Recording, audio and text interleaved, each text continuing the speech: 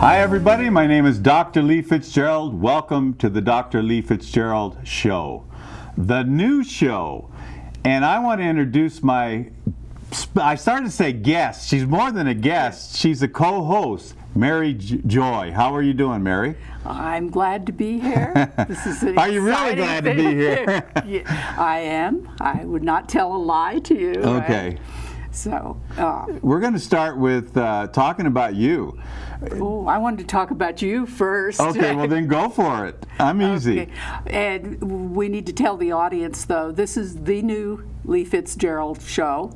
It's mind and body, a collaboration between the psychological and the medical. That's how we're collaborating.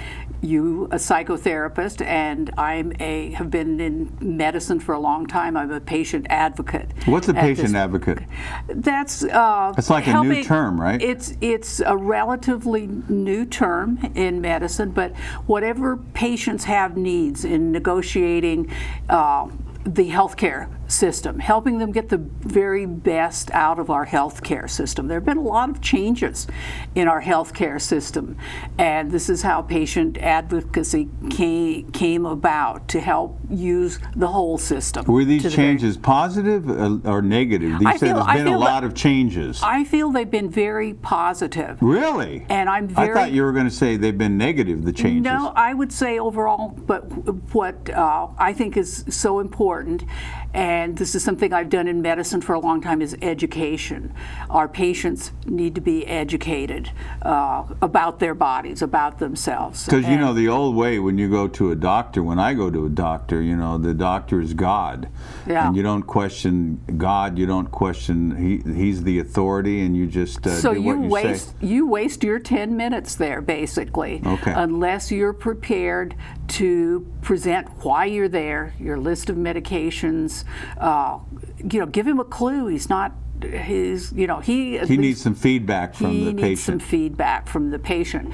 And there's also other people in the medical setting. We have physician assistants, we have nurse practitioners, we have all kinds of what they're called ancillary professional people who are also very knowledgeable. Where we are here in this county, I've seen some very good physician assistants, some office staffs who really complement and help the doctor do the very best he can. So it's a team effort. Yeah, you're putting a pretty positive spin on what's going on in where I come from. I'm going to play devil's advocate here, if that's okay with you. There's so many people now without health insurance.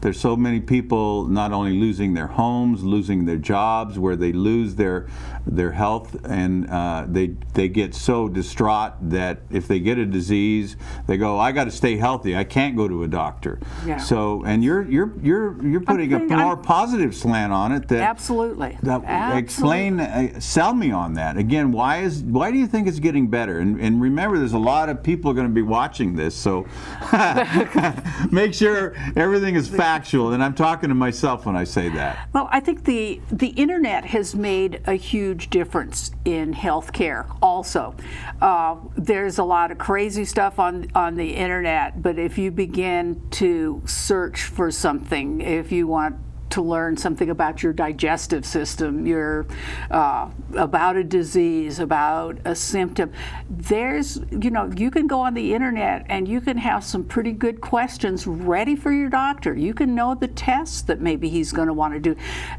Some doctors call this being proactive. Okay. When I go to the doctor, I'm proactive. Okay. I kind of know what I want. I know why I'm there, and I enlist the cooperation of the doctor to see that this gets done. Well, you've had many years of medical experience. What about somebody just out on the street that really doesn't know that much about medicine? How do they get on the internet? Even if you don't have a computer, I find in popular magazines, you go to the doctor's office and read Women's Health, read Men's Health, you begin to be aware of that you're a partner in your own health, that you have a choice in the destiny of your health, that you don't have to, we're having less disease than we're eating better, we have we just have better health conditions Wow. here in this country than our grandmothers and great grandmothers. We're living longer. We're living longer, and there are things that we're living healthier lives too. And there's some unfortunate people who do have diseases, debilitating diseases, but there's help for them also. There's always hope, and that's where you come in with your psychotherapy. Actually, is giving Be careful people, of that word psycho. Yeah, that's I'm why kidding. you became a psychotherapist. Yeah, because I'm psycho. You were a psycho, Dr. right? Psycho, Dr. Right. Lee Fitzgerald. So getting back to my mental health, there was a lot of, I always worked in recovery for years and years and years, and a lot of those places have closed down. Right. And so what do? Well, I want to look right at the audience now and say, if you can't afford the $30,000 to get in treatment, well, you can always go to any 12-step groups. If you have $1, give them $1. If you have no money, you can get help. You can get a sponsor.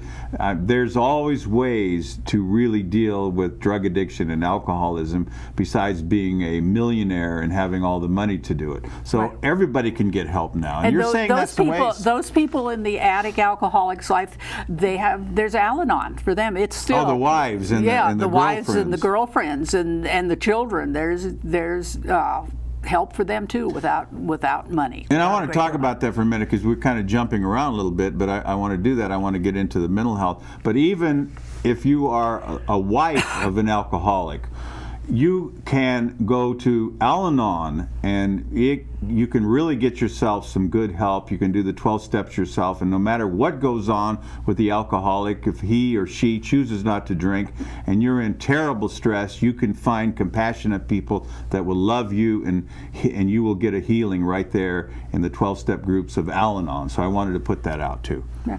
And we're talking, some of our future shows are going to be specifically about obtaining health care, mental health and health care in the region that you're in. This is specific resources and stuff. There's, the health care is there. It's available. You have to be proactive in seeking, what you need, whether it be for mental health or physical health. One of my visions and dreams, I just thought of this, it'd be great to do a call-in show where you handled the medical and I'd handle the psychological, and people could call in and find out places to go based on their Right. situation. And on the radio, I could have my laptop there and just type in what we need, and there it comes. I'd have many more resources available if I could have my laptop. I'm missing it here today, and being able You feel to, naked without your laptop? Without my laptop, yeah. We depend on the internet a lot. Yeah. Well, getting back to you and I don't know, you said you wanted to start with me, and is that where you want to start? Because I like you to bring us up to when we met, your life before being a psychotherapist, up to that point. Where did you get there? That's the part of your life I'd like to know. I in this studio alone, I think this is the 73rd show I've done over here. And I've done television for 15 years. And what about your singing career? Oh, I didn't know you wanted me to go backwards to Back that. that far, right? Did you want that? Well, let's that's kind of a stepping stone. Okay, well, when I was a little boy, I was really shy, and you can't tell that now, but I was really shy and thought I was a piece of you-know-what. And I did have a voice. I had a spectacular singing voice, and that really saved my life and gave me some self-esteem. And I think that's why I love doing television so much. But mainly I love helping people. So when the singing career didn't work because I had a mental breakdown, I lost a lot of land, my father's land. And it's even nowadays hard to talk about that. But I found therapy, and then I said, no, I don't want to be a professional singer, I want to be a therapist. And I was in my 30s then, Mary, and by really getting clear for the first time of what I wanted to help people, I wanted to help myself first. I got my license, and I started working in recovery, and here I am. And then I had to always stay in radio or television, so I stayed with the public access for 15 years. And the show became very popular because it was a very positive show. And we always talked about solutions, especially nowadays. We need more solutions, and that's what you and I are going to be talking about. Medical solutions, you, right. Psychological solutions, me, and it's going to be. But the therapy saved my life. And then I got into some physical dilemmas that I didn't know how to deal with. Well, that's the point that I came in. I became your patient advocate. We had met just about the time your heart started racing, your eyesight started deteriorating, and I had cancer and I didn't know it. That's what I was going to say. Is I knew very early on that you had a PSA that was not good. I did research on that. I estimate that I read 1,000 pages on 1,000 pages on prostate cancer diagnosis, treatment options, and all of that before the first day that you walked in and had your initial evaluation, your biopsy, and the results were positive. The thing that you did for the most part is give me hope. Because I remember in the middle of the night, my heart would be just pounding, and I couldn't, before I do a television show, it starts pounding, but then it would just pound all the time, and I couldn't stop it. And we're going to talk a little bit about what you went through, because I would call you up on the phone in the middle of the night, and you were half asleep, and I said, "Am I going to die, Mary? My heart is going so fast, I can't stop it." And you'd say, "No, just relax, just pray, relax, and you're going to be okay. It's not a death sentence. Your heart," you'd always say, "Your heart is a good heart. You're just stressed out." Right. And I said that based on facts, okay, because I'm the scientist here in the bunch, and so I wanted to, before I tell you had a good heart, I had looked at a bunch of old records.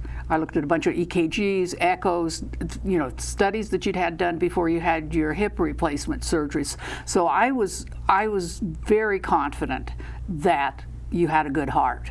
And so what I told you is, I don't have an MD after my name. I've looked over all of this, and so I took you to a friend of mine who's a professor of cardiology at a major university. And he said, "You've absolutely diagnosed it correctly. There's nothing wrong with his heart. It's the stress that he's under. And a few pounds of, shedding some weight would also help." So and the horrible thing was, I was going to be put on Coumadin.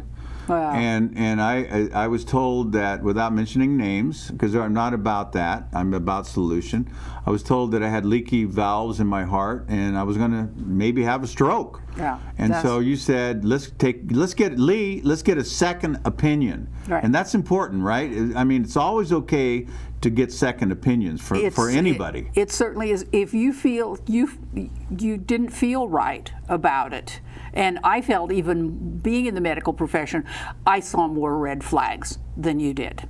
And you have to know, again, you have to do your own research. You have to follow your gut feeling also.